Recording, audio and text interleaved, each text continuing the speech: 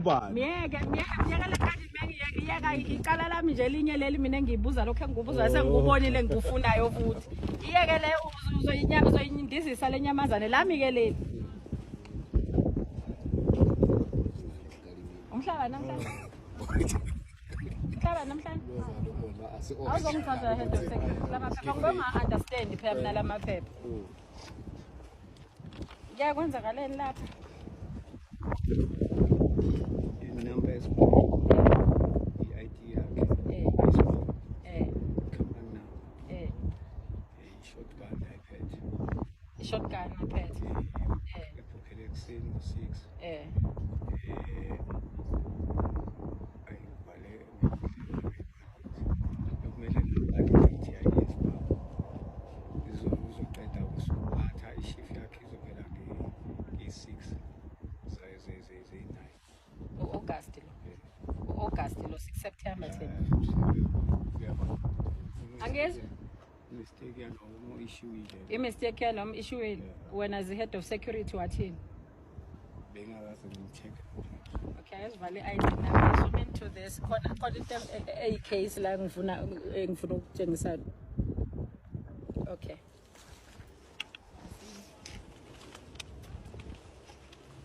ngibanga kanani company security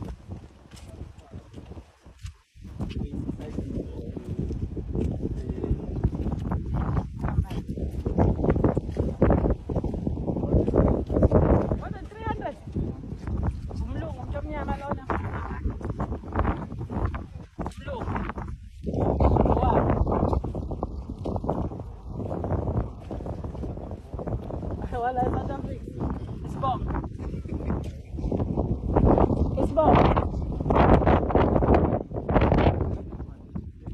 ona ngugwanene awusondele eduze yomthatha eduze logwanene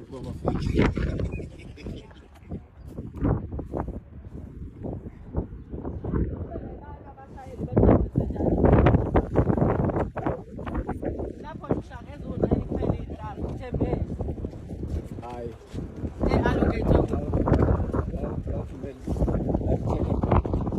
bavumelekile ukudubula manje pho usifayeleni phambi kwabantu isibhamu ngoba umthetho ufanele sibe sesikhwameni mayiphakathi kwabantu kanye secure lutho akufanele nje njengoba kukhona abantu nje lapha akufanele sihlale siyinqunu kanje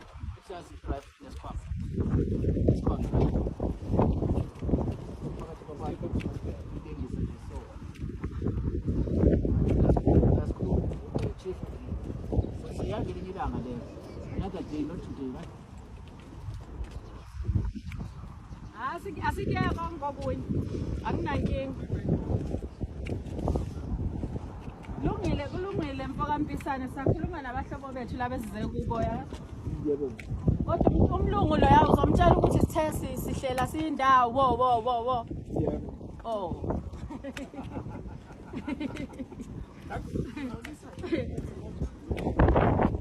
ala amatanda mangaki nje lamandla akhona amatanda njalo umlungu uzozafika kunankinga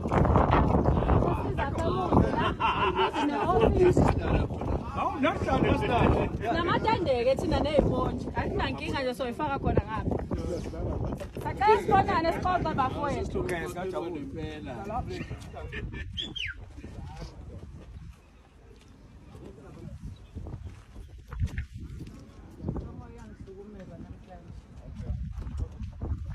manje umlungu uthi sothoyiletha aphi masihleli lapha mangingalethile ngisho ama-toilet ngeke njengoba sihleli lapha egeyithini nje ama-toilet fana ngabalana hhayi le masikhishwa yindle masishane kuphuthuma fanele senze njani hayi lutho phela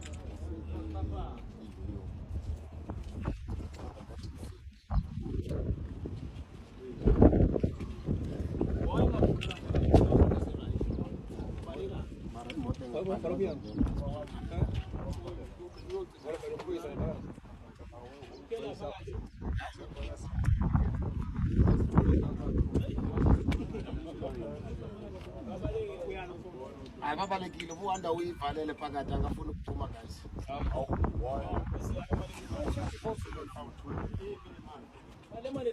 Wala the way sound ngakhona ngathi union ifake guys. The way fake ngakho isound ngakhona ngathi union ifake. Nangu Mr. Nkalimeli bathi bamwazi. Okay, ake ngiqale ekuqaleni kwabanye aba driver noma ungabazi ukuthi baphila kwabangifonela isikhathi khona abangikhulumise egroupini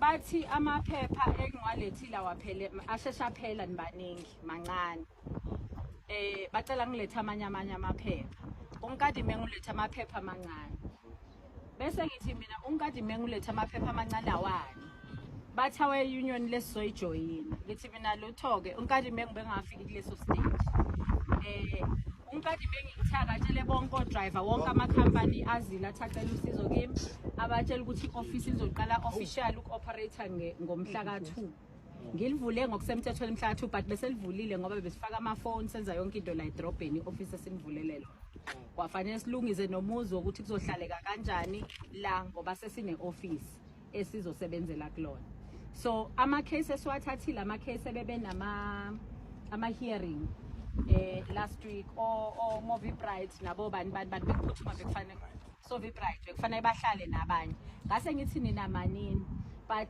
ni10 sukela bethi union niyayeka le ndiyagcina ukukhokha this month ngathi mina manini up until ngifike ngizofika noma ngolesithathu noma ngolesine noma olesihlanu ngisho namhlanje uma ngifika ke ila kuzolikhulumisa khona udaba bathi manini ngalokho enikusho because angijoyinisanga union ngachaza futhi ngathi o driver imali ebebethi bayayifaka kimi foundation abangibona ngiphuza amanzi ka legend ngathi ngicela amanzi ka legend bathi sesizofelwa wena mama singamane sikuthengela amanzi ngoba so driver yonke indawo siyakudinga so base bethi bacela ukukhokha imali yokuthi uma ngihamba la ngihamba khona nabantu engihamba abathengelwa amanzi bacela i-account ye-foundation kulokho so ngale kwalokho angikhokhisi kuthe kusuka bekuthiwa sitshela ukuthi ukuze usuke kithi special uze la imalini ngathi mina itekisi nje iyodwa u16000 isuka eKZN iza la so seko unye lokho because already nenkinga abameli nenkinga zama union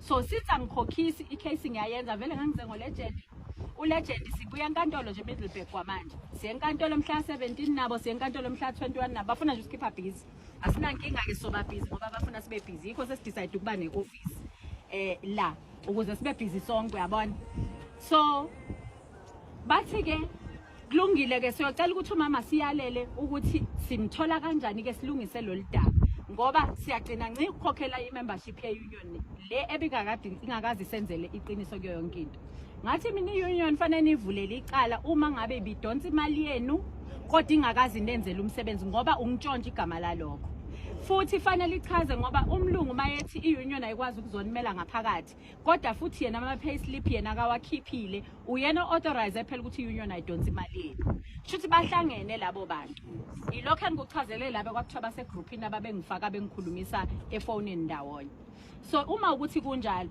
nathi nina nisafuna kwakuzwa kushuthi nizoke nime up until nginiservice ngendlela engisho ngakhona ngathi ngiyeza ke so ilokho ebengigcine ngikwazi nangithumelela ama-documents ke yomayo ama-cases wenu nje maningi nathumelela ukuthi nani kade i-basic yeni fanele kube imalini makwenzakaleni ningena ama-hour 10 ngathi uma kufanele kungasetshenzwa akuyekwe phela ukusebenza up until sivumelane nomlungu la kulokho kuma-areas sathi sizolwenza i-dry port kodwa inkinga nge-dry port udriver fanele ayidrive i-truck iyoma lapha eyakhona siyibophe ngaphakathi mase sibophile sithi woza mlungu uzolanda i-truck yakho simbophile udriver ukuyibhayila out fanele siqale kuma-areas kalo driver ukuthi wamkweleta kusukela nini malini makwenzakaleni asetlisha udriver bese siyidedela i-truck nodriver wakhe aqhubeka asebenze ngoba asimxoshisa udriver izona ivumelwano esibe nazo lezo so ukufika e-office sesizokhulumisa lolu daba lokuthi nine deadline yabanhla 31 July noma bani bekufanele 31 August uSeptember manje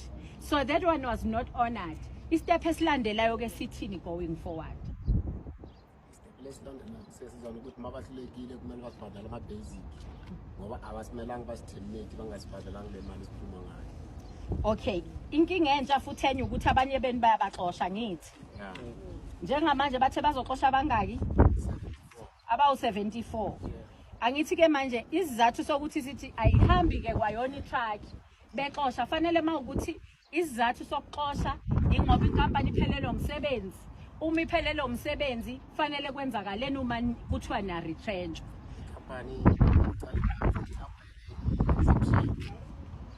Phekwabo Nkadimeni. Thank you. Leadership ubile kanje. When I was still at Union ebisebenza kuyo ePitawu, I was serving the members. Uskosana lebabanye abantu. I did assist a lot of Chulani. We even one of the good days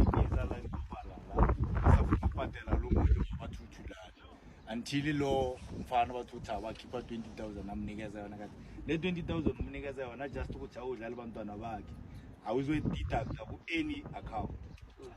Then thereafter watholakala ukuthi through ama cases abeke attend for legend lawo kwazofika ukena umama azo assist iunion yami bayithenga, they dismissed me because of that. Then thereafter we agreed to ukuthi basebenzi, they are the one who said to me, go and form a union because we know that you are the only person who fight against those mangal moods around with bank. So we want you to form a union. I formed a union called Tsau. And then thereafter, Mama, he said, no, me, I don't want to be involved in the Bazama union. Because why? I'm an official. I don't want to fight against the system. Whereas me, I'm fighting against the system. The system 18, the system, each and every company is under root free. It get the main collective agreement. And you also understand. Bargaining Council, the main collective agreement of the Bargaining Council. And on the Bargaining Council, there is a certain section of incentive operation, all those type of operation, incentive allowances, and all those things. The company, they say under a council, it cannot have a shift, 2 shifts. That is the first rule. The second rule, the driver of the truck, and you can drive more than 15 hours a day. That is the regulated. Another issue, each and every before a company is apply is section 189 retrenchment must follow our rules. You have to do what the check out companies on good standing. That is the first organizer that you have to do before as of negotiation stage. Was what okay? Go and check our status of each and every employee. But check on UIF up to date, SARS, a provident fund. And then from there, if those things are up to date, is where the official is apply in non-compliance certificate, where to the council would say, I go to the company, this is the pay slip, 1, 2, 3, 4, 5 is not appear on the pay slip. And again, occupational health and safety company, people they are working more hours. And then from there, yes, yes, and then from there,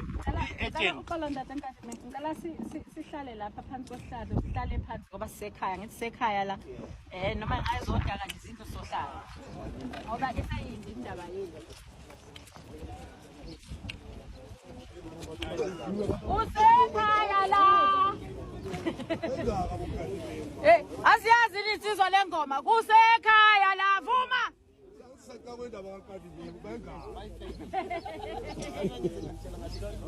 noma ngabe izinde zodwa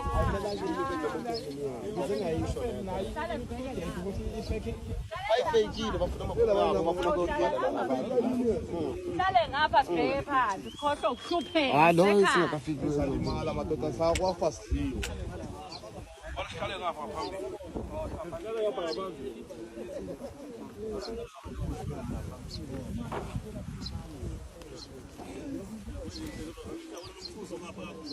Bakhona ukuthi abafojeni babomkadimeni.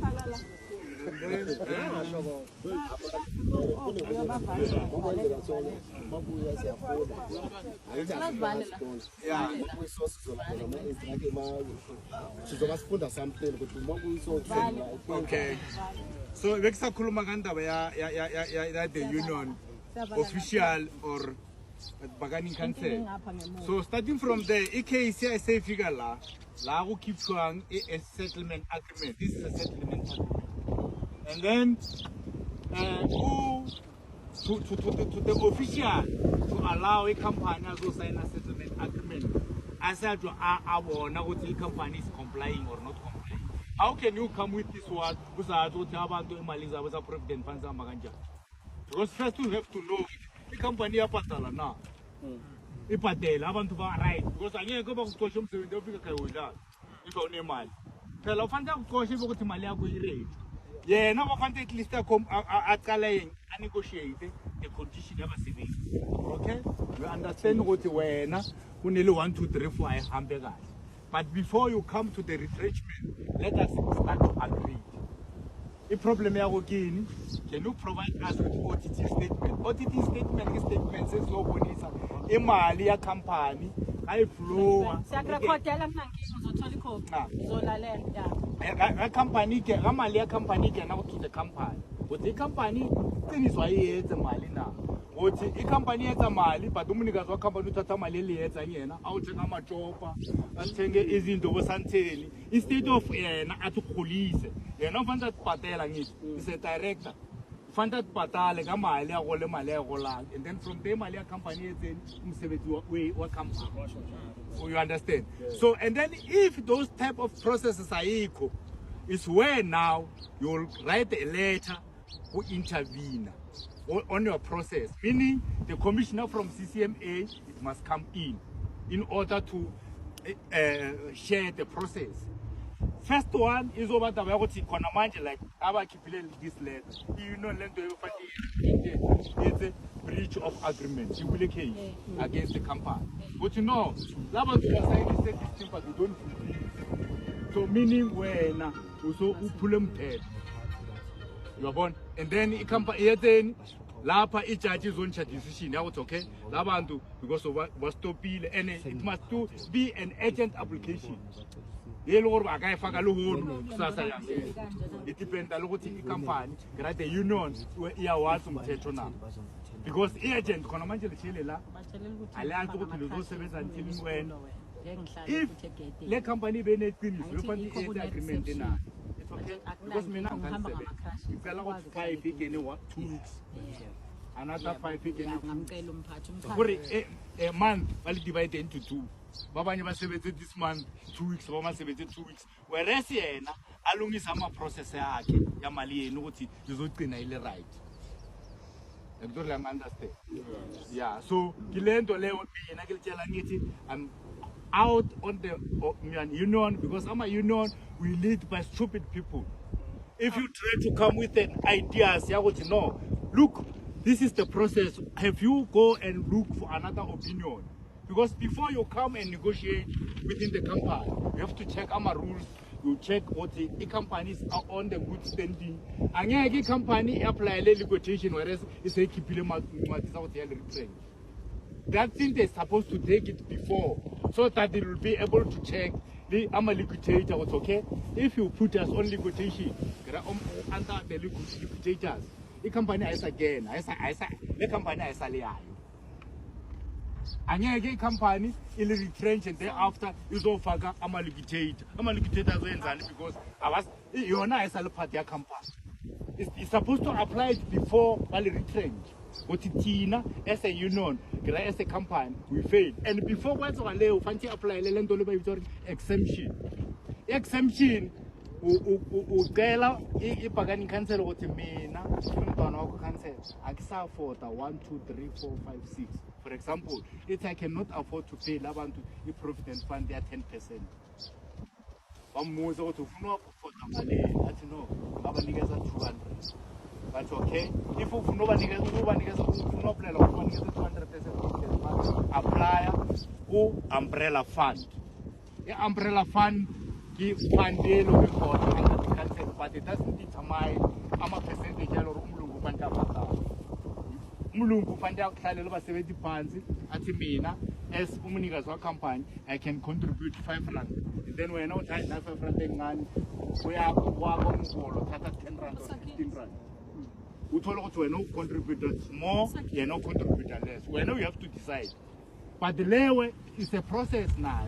Before uzongena ku retrenchment, angeke company iqala ku retrenchment isangethole exemption. You have to apply exemption first ukuthi wena une problem yakubhatala abasebenzi, and then from there is where the retrenchment comes. Yabo. Okay. Bengibuzile ukuthi uthi yini isizathu. Into echaza uNtate Nkadimeng ngicela uze ngapha ke Ntate Nkadimeng. Into echaza uNtate Nkadimeng uzamile ukuregister union. But mina ekuhlanganeni kwenu ngibese ngithi cha uhluke ngani kwamanye ama union. Yini wena special osuzoyenza? Engenziwanga yiwo wonke amanye ama union. Uxoshwe iunion wena. Kade ufike nalabo abasebenzi wabafaka kuPitau wena. Wasebenza nabo kuPitau bangenze kubulungiswa abanye bawawina ama award ama arbitration wababawawina. Kodwa umlungu wangawa honorisha. Kodwa ke njoba ngikhona angifuni ukuthi sithi siphuqa abantu imisebenzi yabo laba bonile abaqondisa inyawo zabo. That's why sisebenze nama sifuna lo CCMA bargaining council labor wonke umuntu aqondisa unyawo lakhe. Sheriff othi akawabona ama address mafanele asevela inkantolo ekhipha ama order ngeke emthethweni wonke umuntu aqondisa inyawo zakhe. Ngoba noma engayivula iunion ngisho ngabe nonke naphuma nivula ama union nisazokwenza into enziwa abanye nihluke ngani kubona. Umuntu njalo nje. Basazoyinegotiate imali bazomnika envelope aphume ahambe aye lapha idonswe imali. So iye kuyikhuluma leyo language. Lo Nkadimeng ofikileke ngoba ngihamba noNkadimeng lo. Ufikile nama forms afika ama forms eunion le ngabe yipha nike yona afika akwathiwa awaphelele. Mina sengizolithola udaba ngani ngoba nithi mama ama forms wathumela uNkadimeng awaphelele. Sicela manje. Sengiyabuza ukuthi ni kusukela laphi lokho. Bese ngiyasithola ke lesi story esikhuluma ngaso la. So kwase kuba le process ke kuze kufika namhlanje. So uNkadimeng manje akakwazi ukusebenza nani noma yeyiphi indawo ngoba ama union oqala uFosha uthema ngabe exoshwa lapha kuPitau wathumela uFosha indaba ukuthi nenkampani zonke uNkadimeng lapho uxoshiwe Pitau akasasebenzi ngingamthatha. Bayisa kwa bargaining council CCMA yonke indawo. Shuthi umukade umelwe icase kaNkadimeng shuthi wena awusavumelekile ukuthi uye kulezi ndawo ngoba ngeke akumele uNkadimeng ngekakusiza. Samthatha thina kwi foundation. Wangena kwi legal department ye foundation. Ngoba inhliziyo yakhe ihleli kubasebenzi. Abantu bathe uPitau ubukade uvela ungasizi before wena waze wafika shuthi sihamba nawe. Yikho bemlandele kanjalo. Lase lithela ke ngoba bathi bahamba nawe ayikho indlela yokungabasizi. Sizobona wona lama union sahupha wona lama union enu sikhuluma. But uma ukuthi case iyaphuthuma ngoba abameli bakhona khona lapho abameli abanye sibatholile abakhona khona lapho. Nabanye abavolunteer abameli ukuthi banisize. Namanye ama union besithi kuPitau soqondisa but siubona ngathi uvela wadecide ukugwega kakhulu kunaqala. So ioffice selikhona ke lizonisavisa.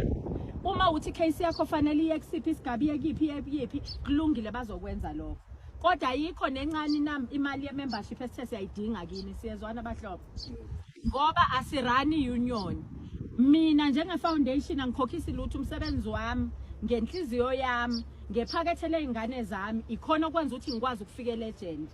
Ngebhadi mangifika legend ngathola nonke nikhuluma inkinga zene ezifanayo. Fanele ngabe sengidlulile ngikhuluma security kaSasoli babengilindile eRustenburg bebengilindile nakwezinye indawo. Ngenxa ukuthi ama case ase legend aqhubekile kwaphinde kwaedeka nabanye abafana nani ngaphezulu ayisekho inkampani engayazi la. Ngenxa yokuthi kunobukhosi mina engisebenza ngabo ukuze bunisize bengeke besize ingane eyodwa zikhona zonke zinenkinga.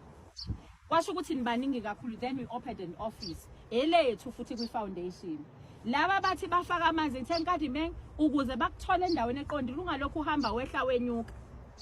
Ngakhokhela ioffice la edolobheni leni. Ngale mali ababethi bangithengela ngayo amanzi o drive.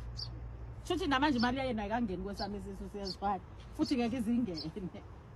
Siya understand ikhokhela ioffice yalaba bade bethi bayeqaleni ngaleli alanga. So siyaqhubeka sawakhokhela ama office ikwazi ukwenzela. Uma nigcine decide ukuthi hayi ngoba uNkadimeng uyagibela sicela i-transport sicela ukuthi siyifake le mali babethe bafaka amanzi o drive babethe bafaka amanzi. So manje sekungathi sithi thina kune membership ekhokhelwayo or kunani cha ngalike nje nikhokhe oyokhuluma leyo language nize nithi umntwana uthe siyezwana bahlobo anikhokheli lutho lakithi hlobo abaye bavele bakhalathisela imali ngakenza example kanje khalathi yani u16000 ngangikhuluma kanje ngichaza ukuthi asikhokhele lutho bawufaka umntwana sicela uze thina kusasa ngoba imali yokuthi usuke eThekwini noma usuke kephi sesiyifakile nansi proof of payment manini ke nifaka imali yokuthi ngize kusasa kuphi makwenzakaleni ngine program yami nginohlelo lwami besides angikwazi ukuvele ngifike endaweni qala kushuthi mina kusasa kuzodayiswa yini nizothi woza mntwana inkabi niyithenge ngo2000 kushuthi kumaye ukuthi nithenge ngo16000 kushuthi ngivele ngafa nje ngiyinikelini ngoba vele bayangifuna ngisitha kuba bonke mina laba belungu la ngenxa yenu yabo laba nje edizithe ezintsha ngani nayibona indaba ama-forum ade phila ngabo izitha zami ezintsha namhlanje ngoba ika-understand ukuthi sihlanganiswa yini shuthi mina kusasa ngathiwa uthi awusakhona nkathi mengamtshela ukuthi hayi sesikhona sesifakile imali ethile kuthiwa ngize la ngaphesheya ikuphi lapha SZ laba ngilokhu ngibahubhe njalo babantu bangaphandle imali siyifakile hayi mina ngithwala ikhanda dluphu angithi phela sengihamba ngemali ngoba nina seningenze mina ngahamba ngemali kanti mina ngiyeke ngihamba ngeyakithi imali ngizohamba ngesikhathi sami futhi ngizohamba ngohlelo lami ngoba naze nangifayela imali sengizozwa ngani niyabona kanti ngisebenza ngama terms ami umithi intelligence yami namhlanje awuyilapho nami ngihlala lapho ngihlale ngapi hlala phansi lala ke sisu ungabusavuka ungaqondani nefastela ungaqondani nomnyango hawu sekwenze njani ngebe ngisabuza ke ngoba ibona abaziyo kuqala uma kuthiwa suka manje there's a security threat ibona abaziyo mawungena efonini yami nje leni reporter kwenye indawo kulabo ehamba nezimoto enama blue light khona kodwa futhi manje mawuthi ungena kwenye ifone ekhona la izokutshela ukuthi bakuphi isignal yakhona eduze kwala labe esihamba labe intelligence ibona abaziyo ukuthi kwamafona la makufanele sivale network ungakwazi ukufona nonke kufanele senze njalo ngoba khona sebekutholile uyayuzwa makuthiwa sekufika isiloka sekufika upresident awasasebenzi amafoni wonke umuntu ngoba into enisebenza ngayo nina manje eyemali nama forms eniwagcwalisayo senikhwithile ku-union ngisho wathi kulungile ngizonisiza ngoba bathe mangithi bathi nje siyagcina nje ukuyikhokhela we-union lenyanga nje ngoba sikhuluma khona okay kulungile senikwenzile kodwa asiqaleni ekuqaleni ukuthi sifike kanjani khona asinilahlileke ningaya ngomsombuluko e-office bakhona bazonisiza e-officeini icase vele siyaqhubeka njengoba sangisho sesiyolanda amatende siyakhempa la kaMlungu siyalala maningi amatende akhona siyalala nje ngoba uMlungu decide ukuthi abaleke uma ukuthi ufuna ishelter size nga-appointment mayethi ngoNovember shuthi ama-truck awasebenzi sihleli nje lapha egedeni kuze kushaya uNovember uzodecide ukuthi ufuna ukuyisova namhlanje noma ufuna ukuyisova Monday ayihlupha athi areport amafoneni imali mayisingenile ivele isiqoqo sengobona ngani nje nihleka nodwa ngizobona nje lokhu ntshontshana nihambe nothenga nje i-mail isiphuze lapha nokhamba bese hawu sebeholile komambala yini ke sele nje baseniholile okwamanje hayi ke sesifuna ukungena kanje ngama-hour nana ngoba phela sizele imali kuphela hayi sizele inkinga imali iza kamuva sibe nezinye inkinga ebeziphinde before indaba yemali kwaphinde kwathi ke sezikhona inkinga waphindwa nenkinga yemali ngaphezulu ukuthi imali singelela kusho ukuthi inkinga ezinye seyiphelile ngithi nibe seningibalela ihehe bakele inkinga ngaze ngiyibone hawo limela ngaze imali idonsa kuyoshayisa i-truck wenze njani onjani nangibalela inkinga nangifakela umuntu ozegula omunye wagitshezwa kanje kuningi nje iheheba inkinga zene nibhalile sibuye sohlala la sesinemali yadilinki siyadla lapha sesishaya inhloko silinda uMlungu phela lungise ezinye uma engakayenza i-commitment isho ukuthi asiyindawo uyabona uma ukuthi sezinkulu inkinga njengoba ethiwa unreturned inkinga yakhe masawuthi imali khona lento ekuthiwa i-business risk oza kwababanye babala kanjalo phela kuthiwa inkampani i-transport business risk isho enkantolo akwazi ukuthi imangalela ngoba ayisenawo amandla isidinga ukuthi ilekelelwe abanye nani nani asinankinga thina bengangenisana lapho wonke udiliver lo netruck yakhe i-truck so besibala yabona nje sokuphatha amatshe amancane nama-tin tips sibale siqala ukusebenza umuntu ngamunye sibale waqala nini ukusebenza ekweletwa malini aphela ama-tin tips isi-ede ney'nzwane mayiphele zami isi-ede nezokhomanda bekhumula amabhuzi ukuze sibale isikweletu somthetho uyabona masisiqeda usihlanganisa asibona asikafiki etruckini oh hayi kulungile kushuthi i-truck yokuqala sikayithathi kodwa kushuthi sesinawo 800,000 noma 1.6 million okweleta umlungu i-truck iyimalini kushuthi sisobala isikweletu salo muntu minus i-trucking kushuthi hayi i-truck mhlampe eyubani million hayi kushuthi kushoda imali engaka uyabona ngoba ke niretrencha ngaphezulu konje ema yenimisa kushuthi izofanele nikhokhele kanjani into engakanani ukuze uqhubeke ukwazi ukuphila uyabona bese sibala futhi eda lapho-ke sibala ngenzwane phela thina sizosithatha isikhathi nje apha until umlungu afika kuphutha umlutho uyabona ya njengoba bezo-retrenchwa nje kade bekusho ukuthi manje kufanele bakhokhelwe ini engakanani ebalwa kanjani uyabona kushuthi i-truck mhlawumbe umuntu engagcina ephuma netholobho yakhe nje bese sithi-ke leyo nkampani entsha ngoba ikhona iyeza kulungile ayisale isithathe isi-absorba labo driver bama-truck ngoba seningama-own ama-truck phela ayiseniyayi-own i-truck umuntu okweletwayo angithi manje phela lento yalo msebenzi ukusebenzisana siyasebenzisana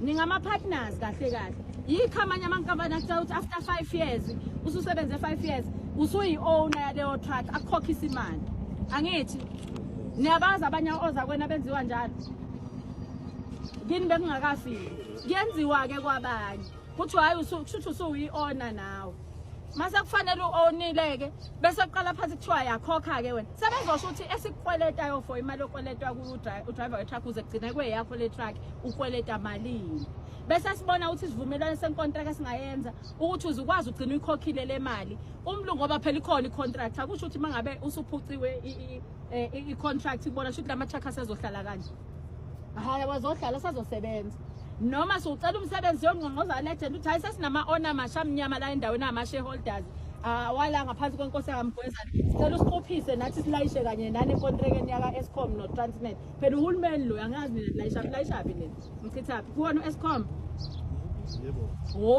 ngabantu bahulumeni uhulumeni uzofanele abone ukuthi enze njani ngathi aqhubeke nenkontreka ngithi baqhubeke bathi into bachitho legend usekufanele asi-absorbe nje so-deliver singama-owner amasha yabo injalo nje lento ayihluphi niyabona ake sinike nini ithuba hey sengikhulume kakhulu nami kanti nini abanikazi bendawo kunesandla la yabo baba umntwana unkadimengo unkadimengo omusha Angithula omunye omjala mana asiqondise lenkalo niyamazi lo nkadimengo niyaqala ukumbona lo enimazi imuphi ilo imali zeni loyo wenzela ngichazela isitori seni nalo nkadimengo enikhuluma ngayo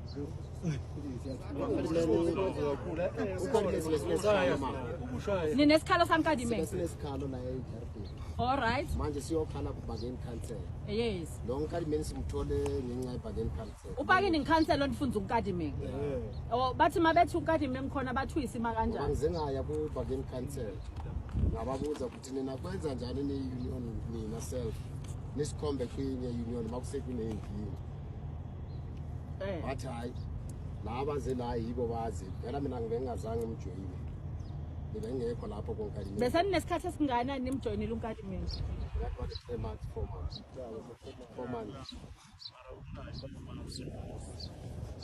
okay uma senimjoyinile kwasekwenzakalani ke yadonsa imali benikhokha 260 kumlungu u260 waba odriver bonke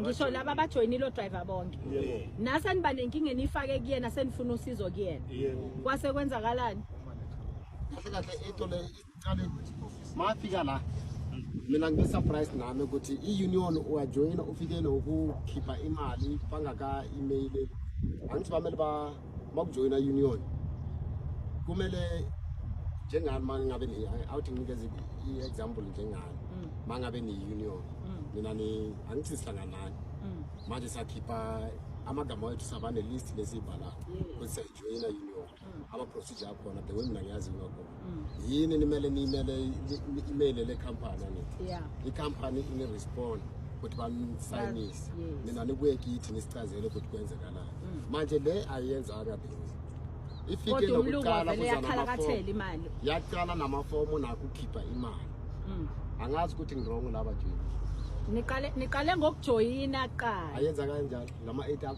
When you start, I will clarify. Okay. That's why you know. When you start to join the union, unelendo sibizori section 21. Section 21, ilewe uyibhala wena as an official of the union to the company. Inelimithetho une section 11. Section 11 would introduce in the company. Section 12 yagokupa access ya recruitment. Section 13 yagothi manje ngisekenile ngizofuna ukuthi ngifambe meeting now. Section 14 yagothi now I've got a shop steward within the company. Those shop stewards, they must be recognized. And then section 15 ileo manje uzobatshela ukuthi no, on this agreement the section 21 kakwesana nani Ungena ya truck baba. kuse kunelimithetho yekufuna ukuthi or ama issues anginenali company. I want to come and sit down with the company siyakhuluma. And then thereafter, after you have that agreement, uzoba lela company fanele respond ngizohlala nayo phansi wena before hlala nayo phansi as an official, because you are not a recognized union. You cannot come with a shop steward because you are not going to talk come terms ukuthi ufunani within the company. The only thing is just to say no ngimi who are union, and then ngizocela ukusebenzisa nawe because I represent this worker. And thereafter ubanikeza iform yama-form how to represent the workers, ubanikeza ama-form ama-members. I-company yenza verification ukuthi iqiniso lo muntu ujoyinile, bazokufonela wena or bacheke la usayina khona or signature yakho, address yakho. Awuphela lapha ila manje uzofunani ama-shop steward, the interim shop steward, like khona manje nasibhala amagama angithi asanga kubalala kubambamhlangano njengalo like khetha ama-shop steward street okubala attend and register. Those people, they are just voluntarily because they were active ukuthi bazoli represent or lebakhethile. Yeah, and then thereafter those people bazo Representatives in our